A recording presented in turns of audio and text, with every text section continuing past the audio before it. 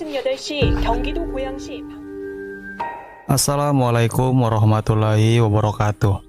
Kali ini saya akan membawakan alur cerita dari film yang berjudul Black Money. Film Black Money mengisahkan tentang skandal keuangan di Korea Selatan. Menurut saya, format film ini cukup berat untuk ditonton karena memang detail film ini terbukti agak sulit untuk diikuti, terutama bagi mereka yang tidak memiliki latar belakang keuangan seperti saya. Tapi kali ini saya sudah merangkum alur film Black Money ini dengan santai dan insya Allah mudah kalian pahami. Langsung saja siapkan handsfree, siapkan cemilan, jauhi keramaian dan selamat menonton.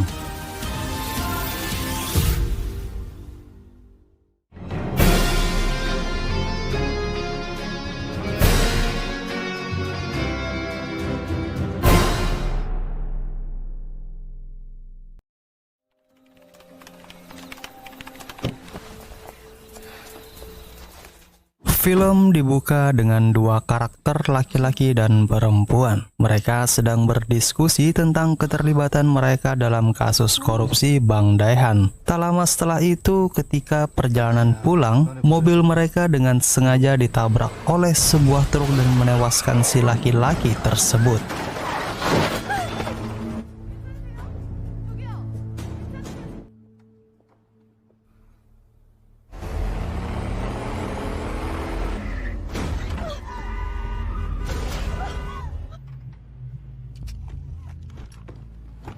Seorang pria bernama Yang Min Hyuk bekerja sebagai jaksa penuntut di kantor kejaksaan distrik Seoul. Yang Min Hyuk dikenal memiliki kepribadian yang keras kepala.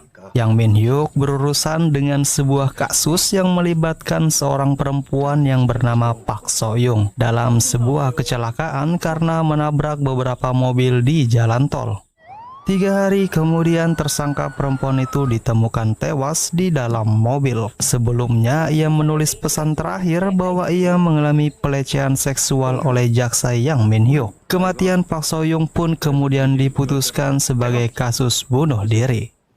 Mendapatkan tuduhan sebagai pelaku pelecehan seksual, Yang Min Hyuk berusaha untuk membersihkan namanya. Ia melakukan penyelidikan terhadap kematian Park So Young.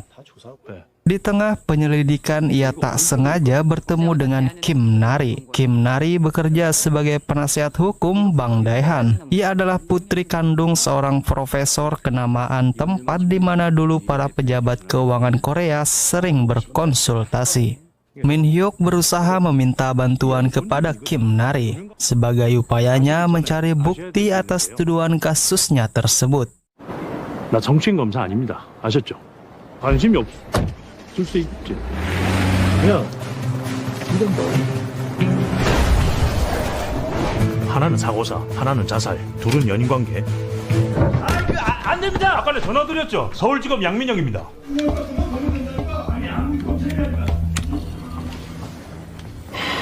앞으로 성추행 딱지 빼주려다가 불법 감청까지 하고. 이거 알고 있습니다. 취재 수첩. Melalui investigasi lanjutan, dia segera mengetahui bahwa Park So Young dibunuh. Dan dia juga menjadi saksi penjualan Bank Daehan kepada perusahaan ekuitas swasta yang berbasis di Amerika Serikat bernama Starphone dengan harga yang luar biasa rendah. Alih-alih membersihkan namanya, ia malah menemukan sebuah kasus korupsi besar tentang skandal keuangan di Daehan Bank. Bank Daehan bernilai 70 miliar won, tapi dijual dengan harga sangat murah, yaitu hanya 1,7 miliar won. Bank Daehan diketahui mengirim laporan palsu ke jasa pengawasan keuangan dengan memanipulasi BPI dan mengatakan bahwa Bank Daehan sedang mengalami kesulitan keuangan. Fakta itu diketahui dari faks yang dikirim oleh Park So Young yang bunuh diri di awal scenes tadi. Berdasarkan faks tersebut, jasa pengawasan keuangan mengizinkan Bank Daehan dijual dengan harga itu. Tanpa Min Hyuk ketahui, ternyata kepala kejaksaan tempatnya bekerja sudah lebih dulu menyelidiki kasus tersebut. Namun entah kenapa, kepala jaksa agung malah ditangkap dan dituding terlibat dalam skandal Bank Daehan. Di depan awak media, kepala jaksa agung mengatakan bahwa dirinya telah dijebak agar investigasi yang ia sedang tangani terhenti. Di sisi lain, Min Hyuk tanpa sadar telah masuk ke dalam kasus besar tersebut. Ia meminta bantuan kepada Kim Nari. Akhirnya Kim Nari bersedia membantu kinerja Min Hyuk. Setelah Min Hyuk membeberkan kalau di Bang Daehan terdapat skandal keuangan. Setelah melakukan investigasi lanjutan, akhirnya Min Hyuk mengetahui dalang dari penjualan Bang Daehan tersebut. Ia adalah Lee Kwang-jo, presidir Bang Daehan dengan pemegang saham terbanyak. Setelah mengantongi fakta-fakta yang ada, Mr. Kim langsung memerintahkan untuk segera menangkap Lee Kwang-jo.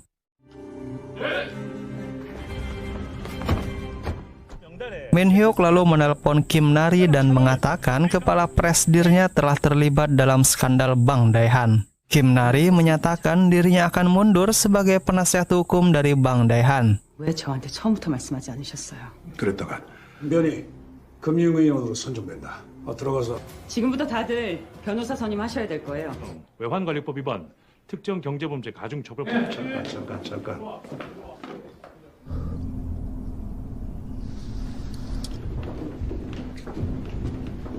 Lee Kwang-jo dibawa ke markas Jaksa Agung. Namun secara mengejutkan, Lee Kwang-jo malah dibebaskan oleh Mr. Kim. Mr. Kim ingin diangkat menjadi kepala kejaksaan apabila ingin kasusnya ditutup. Tentu Lee Kwang-jo menyetujuinya.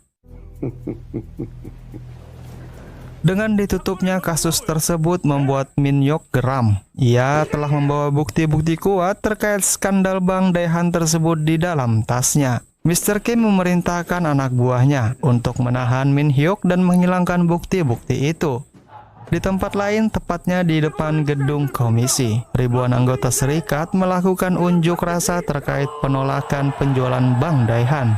Di sana juga ada Kim Nari yang bersiap melakukan musyawarah penjualan saham Bang Daehan oleh Starphone. Di tengah-tengah musyawarah, Kim Nari menerima pesan dari ayahnya kalau setengah saham dari Dr. Lee ternyata milik ayahnya. 200 miliar won akan ayahnya dapatkan apabila Bang Daehan berhasil dijual.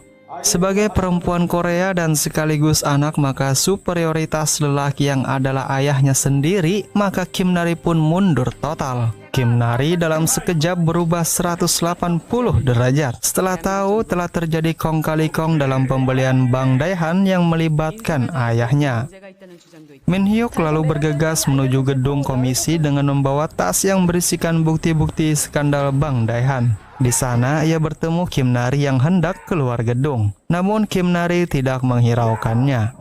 Dirasa tak ada cara lain, Min Hyuk lalu berteriak bahwa ia mengantongi bukti terkait skandal Bang Daehan. Ia naik ke atas panggung dan mengatakan semua buktinya ada di sini. Ia juga mengatakan kalau dirinya dituduh melecehkan Park So-young. Oleh karena itu, ia melakukan penyelidikan untuk membersihkan namanya. Di tengah penyelidikan, ia menemukan kejahatan besar yaitu mantan pejabat dan pejabat saat ini berkonspirasi dengan Starphone. Namun saat semua bukti forensik di tangannya, ia malah mentok oleh tembok birokrasi. Dengan kata lain, mereka mengabaikan kewajiban dasar mereka sebagai pejabat publik yang dinyatakan di dalam UU Acara Pidana. Otoritas penyelidikan yang seharusnya mengungkap kejahatan malah menutupinya.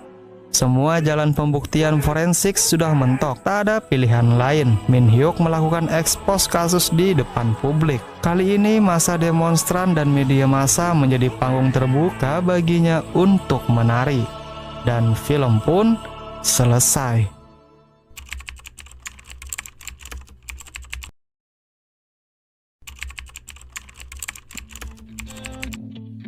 Baik, sampai di sini review film Black Money kali ini. Sampai jumpa di video selanjutnya dan wassalamualaikum warahmatullahi wabarakatuh.